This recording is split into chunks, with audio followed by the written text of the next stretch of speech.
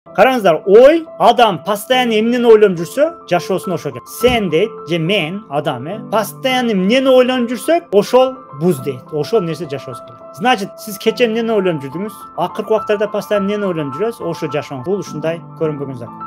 Ошо сыяктуу биздин ой өтө маанилүү. Эми суроо. Ой каяктан болот? Пайда болот. Жакшы жатаңыздар. Мындай түшүнүңүздөр, ойдон келет бүт нерсе.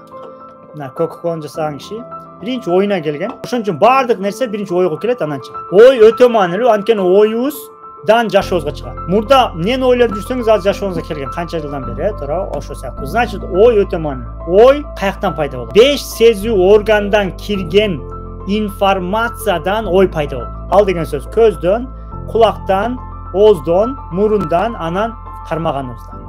Азыр мени кармап атам? $9000 саатты кармап атам. Саатым ушунча да.